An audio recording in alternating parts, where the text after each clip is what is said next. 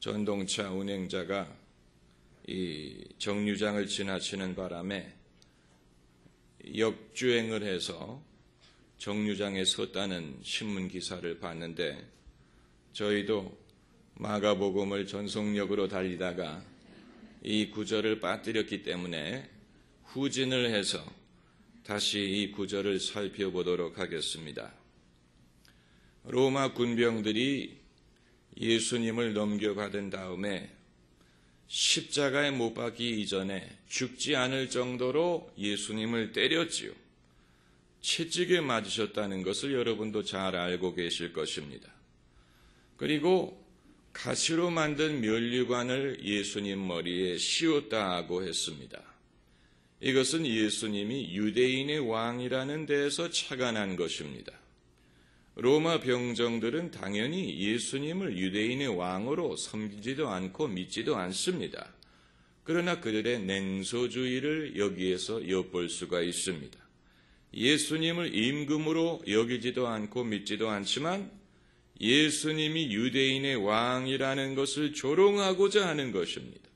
그래서 황제가 쓰는 진짜 면류관 대신에 가시로 면류관을 만들어서 마치 대관식에서 사제가 황제에게 면류관을 씌워주는 것처럼 이 로마 병정들이 예수님의 머리에 면류관을 씌워주는데 다만 가시로 만든 면류관이라는 것입니다.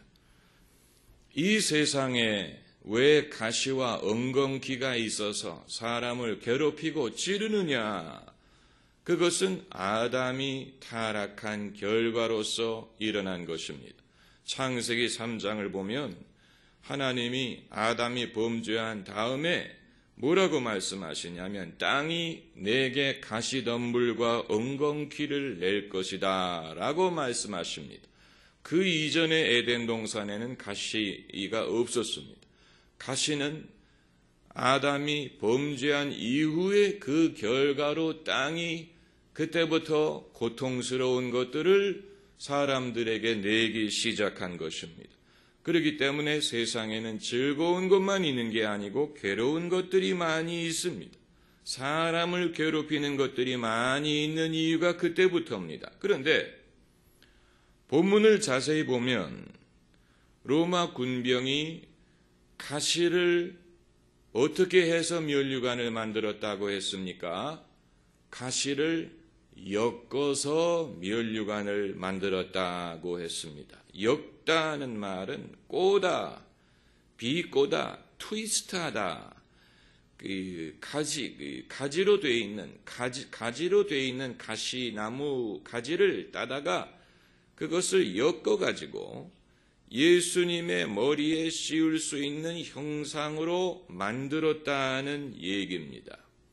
여기에서 인간의 사악함을 엿볼 수가 있는데, 원래 가시는 나뭇가지 형태로 되어 있기 때문에 사람이 그 가시에 찔리는 것은 지나가다가 옷이 걸린다든가 또 다리가 걸린다든가 하면 그 가시가 사람을 괴롭힐 수 있지만, 그러나 이 로마 군병은 그 가시나무의 가지를 일부러 엮어다가 예수님의 머리에 맞을 만한 사이즈로 예수님 머리에 씌울 만한 모양으로 만들었습니다. 그렇게 가지고 예수님의 머리에 씌우고 그것을 눌렀습니다. 그리고 나뭇가지로 그것을 때렸다 그랬어요.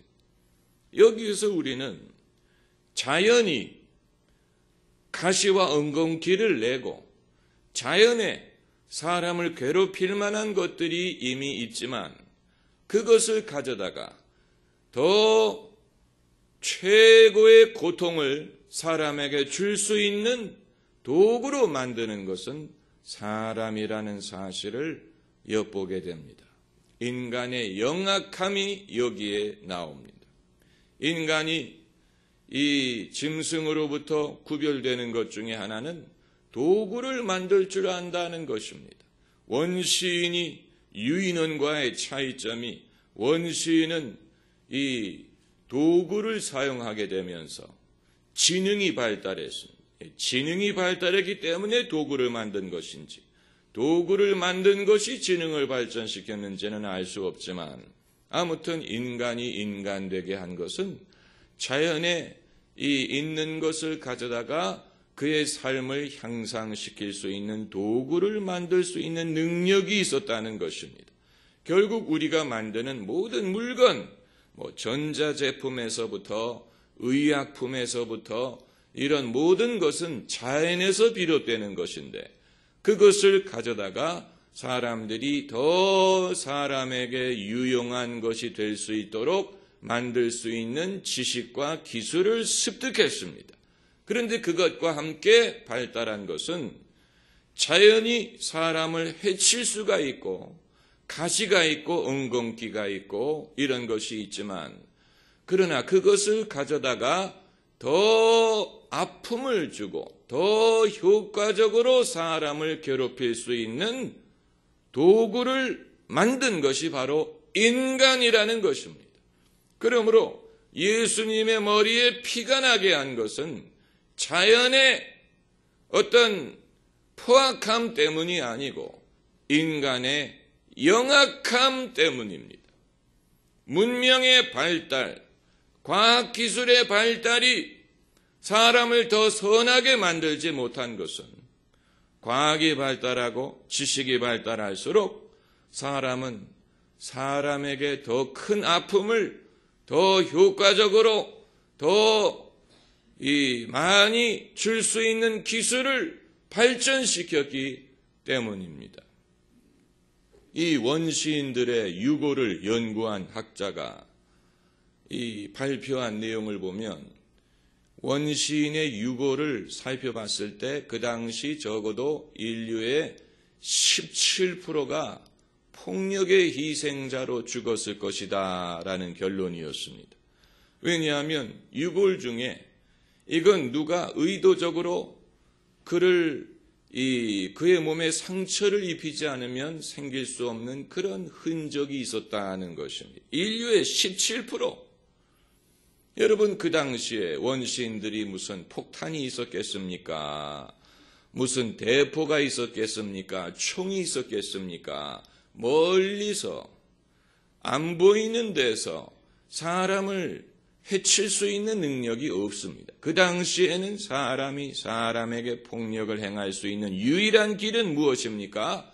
가까이서 직접 손을 사용해서 내 손이 닿는 거리까지 다가가서 그 사람을 손으로 때리든 아니면 흉기를 휘두르든 그래서 피해자의 피가 가해자의 손에 튈 만한 거리에서 할 수밖에 없었을 것입니다. 그러니까 인류의 17%가 그 당시에 폭력으로 희생됐다는 말은 누군가가 그만한 거리에 다가가서 그 사람을 해쳤다는 얘기인데 생각해보면 얼마나 끔찍한 일입니까?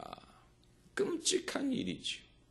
짐승은 자기의 터전을 보호하기 위해서 또 먹고 살기 위해서 이 다른 짐승을 잡아먹고 공격을 하지만 배가 부르면 더 이상 공격을 하지 않습니다. 그래서 아프리카의 그 평원의 장면을 찍은 그런 그 동영상을 보면 들소떼가 지나가는데 사자가 어르렁 그들을 사냥하기 위해서 이 소떼들도 그것을 압니다. 그러나 숫자적으로 그들이 많기 때문에 이 희생자는 그 중에 한 마리가 될 것이라는 것을 알기 때문에 소떼들이 이렇게 슬금슬금 눈치를 보면서 천천히 슬금슬금 눈치를 보는데 사자가 이제 가장 가장자리에 있고 떨어져 있고 약해 보이는 소를 공격하지. 그래서 사자가 뛰어가기 시작하면 소떼들도 같이 뜁니다. 그런데 참 소의 사회가 매정한 것이 일단 사자가 한 마리를 움켜잡으면 그때부터는 소들이 섭니다. 더 이상 도망가지 않습니다. 왜냐하면 이제 안전하다는 거예요. 저 한 마리만 당했다. 안 됐다. 우리는 이제 안전하다.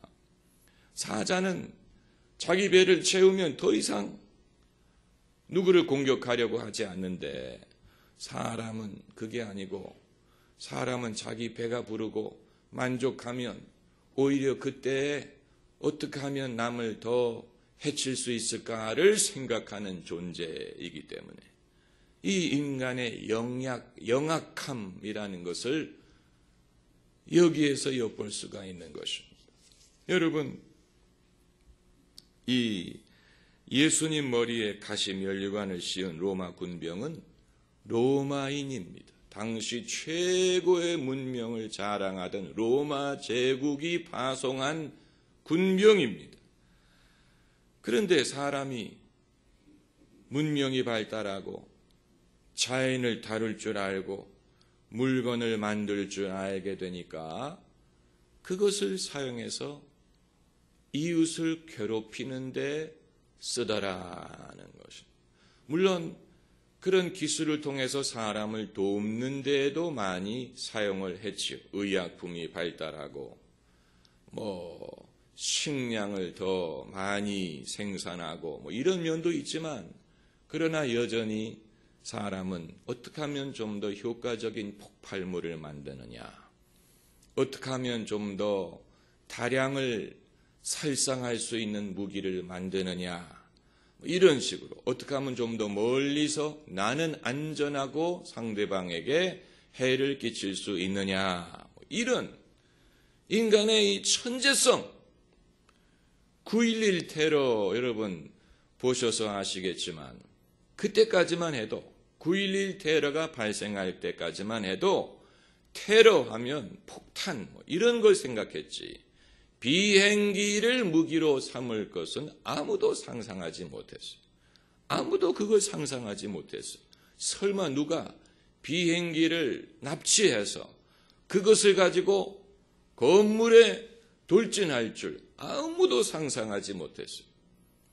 그러나 그 이후에 이 비행기를 누가 납치할 위험이 있다는 것뿐만이 아니고 그것을 테러의 무기로 사용할 수 있다는 가능성을 알게 된 것이니까, 여러분, 사람이 똑똑해지면 똑똑해질수록 나쁜 것만 배우는 것입니다. 나쁜 것만 배우는 것이죠. 사람이 더 머리가 좋아질수록 선한, 남에게 복이 되는 이런 것을 배우는 게 아니고 나쁜 것을 배우는, 나쁜 것을, 아마 이 로마 군병도 유대인의 왕이라는 분을 언제 또 처형을 해봤겠습니까? 그러므로 가시로 면류관을 만든 것은 이때가 처음이요 나중이었을 것입니다. 어디서 그걸 배운 게 아니에요. 누가 가시로 면류관 만드는 법을 가르쳐준 게 아니에요. 그럴 경우가 한 번도 없었어요. 예수님이 처음이에요. 그런데 사람의 그 좋은 머리를 가지고 내가 어떻게 하면 이 사람을 좀 더 조롱하고 어떻게 하면 좀 더 이 순간을 가학적으로 즐길까를 생각을 하면서 스스로 생각한 거예요. 스스로. 그래서 누가 가르쳐준 것도 아니고 전례가 있었던 것도 아닌데 가시나무 가지를 가져다가 그것을 엮어가지고 한 바퀴를 돌렸는지 두 바퀴를 돌렸는지 세 바퀴를 돌렸는지는 모르지만 아무튼 최고의 아픔을 가할 수 있는 방법으로 가시면류관을 만들어가지고 그리고 그것을 예수님 머리에 씌운 거죠. 여러분, 이것이 인간의 완악함, 악함입니다. 여기에서 이제 우리는 예수께서 세상 죄를 지기 위하여 십자가에 달려 죽으셨는데, 예수님은 세상 죄를 용서하기 위하여 십자가에 달려 고난을 당하신 것뿐만이 아니고 세상 죄를 사하기 위하여 세상 죄의 피해를 입으신 것입니다. 그러니까 예수님이 세상 죄를 사하신 그 과정 자체가 인간의 죄의 피해를 입는 방법으로 그것을 하신 것이죠. 그러니까 어떻게 보면 아이러니고 얼마나 이것이 힘든 것이었는지를 알 수가 있는 것이죠. 예수님이 어떤 우아한 방법으로, 고상한 방법으로, 어떤 철학적인 방법으로 내가 너희를 위하여 이제 간다. 너희를 위하여 내가 이렇게 당한다. 이렇게 고상한 방법으로 우리의 죄값을 담당하신 게 아니고 우리의 죄값을 담당하시는 이 일조차도 우리의 죄의 피해자가 돼서 그것을 하신 거예요. 그 과정 자체도 죄로 말미암아 고난을 당하신 것입니다. 여러분 이것을 우리가 알아야 됩니다. 아마 우리 같으면 내가 너희를 용서하기 위해서 이렇게 하는데 너희가 이 순간까지도 그 죄악스러운 방법으로 나를 괴롭히느냐. 너희는 이제 죄사함 받을 자격 없다. 이렇게 생각을 할 것입니다. 내가 이렇게 수고하는데도 너희가 그 죄악스러운 방법으로 나를 괴롭히는 걸 보니까 너희들 자격 없다. 이렇게 생각을 할 터인데 예수님은 그렇게 하지 않으셨어요. 그래서 세상 죄를 지시는 분이 이 로마 군병의 그 악하고 사악하고 잔인하고 영약한 방법으로 예수님을 괴롭힘 당할 때 그것을 그대로 당하고 돌아가신 것입니다. 우리도 마찬가지입니다. 우리도 마찬가지. 예수님의 고난이 사람의 죄악으로 인한 고난이었던 것처럼 우리 고난의 분량도 마찬가지입니다. 우리가 예수님의 제자로서 우리가 받아야 될, 우리가 감당해야 될 고난이 있는데 만약에 그걸 감당할 의향이 없다면 여러분은 예수님의 제자가 될 수 없습니다. 예수님의 제자가 된다는 것은 세상에서 하는 것처럼 우아하게 강의를 신청을 하고 강좌를 듣고 모여서 예수님에게 노하우를 배우고 지식을 쌓고 이런 게 아닙니다. 예수님의 제자가 되는 것은 무슨 학원에 등록을 하고 무슨 강좌에 나가고 그런 게 아니고 예수님의 제자가 되는 것은 예수님을 따라서 우리도 우리 십자가를 지고 날마다 자신을 부인하고 따라가는 것입니다. 예수님이 고난을 당하신 것처럼 예수님의 제자들도 감당해야 될 고난의 분량이 있습니다. 만약에 그게 없다면 그 사람은 제자가 아닙니다. 우리가 천국에 가면 예수님의 손의 못자국과 옆구리의 창자국을 보고 예수님인 줄 알 것뿐만이 아니고 천국에 가서 예수님의 제자들을 어떻게 알아볼 수 있느냐. 세상에 살 때 그들이 당한 고난의 흔적을 보고 알 것입니다. 고난의 흔적이 있는 사람은 예수님의 제자고 손을 보면 알 거예요. 손이 반들반들하고 곱고 그러면 한 번도 고생을 안 한 사람. 손이 트고 손이 피부가 거칠거칠한 사람은 일을 많이 한 사람인 것처럼 천국에 갔을 때 고난의 흔적이 없는 사람, 그 사람은 입으로 아무리 예수 그리스도는 나의 주님이시고 나는 주님을 사랑하고 할렐루야 아무리 그렇게 해도 그 사람은 이 세상에 있을 때 예수님의 제자가 아니었어요. 고난의 흔적이 있는 사람은 말할 필요가 없어요. 입으로 말하지 않아도 그걸 보고 이 사람 세상에 있을 때 예수님을 쫓았구나 하는 것을 알 수가 있습니다. 그럼 그 고난은 어디서 오는 고난이냐? 인간의 죄로 말미암는 고난이에요. 인간의 죄성, 악함, 이 사람의 이런 무슨 인격적인 문제 이런 것 때문에 입는 고난이지 무슨 배가 고파서 입는 고난이라든가 무슨 몸이 약해서 입는 고난이라든가 그런 고난이 아닌 그것보다도 사람의 죄 때문에 입은 고난, 그것이 우리가 그리스도의 제자로서 감당해야 될 부분입니다. 이걸 통해서 우리는 예수께서 우리 죄를 사하신 것이 얼마나 큰 일이었나를 알 수가 있는 것입니다. 그게 그냥 제스처가 아니에요. 그냥 어떤 형식적인 게 아니고 그냥 지나칠 수 있는 게 아니고 예수께서 우리 죄를 사해 주셨다는 것을 우리가 그냥 예사롭게 받아들일 수 없는 이유는 우리도 남의 죄로 인해서 받는 고난이 얼마나 진짜라는 것을 깨닫기 때문입니다. 그걸 통해서 내 죄를 예수께서 사해 주셨는데 내 죄도 그랬겠구나. 예수께서 사해 주신 나의 죄도 이렇게 흉하고 부끄럽고 악한 것이었겠구나. 이것을 두고두고 깨달을 수가 있는 것입니다. 남의 얘기를 하고자 하는 게 아니고 결국은 우리가 남으로부터 받은 그들의 죄로 인해서 받는 고난을 통해서 주님이 사해 주신 내 죄도 이렇겠구나. 나도 이런 못난 사람이었는데 주님이 나를 긍휼히 여겨주셨구나. 그리고 주님을 더 감사하고 그 은혜를 찬송하게 되는 것입니다. 할렐루야. 기도하십시다.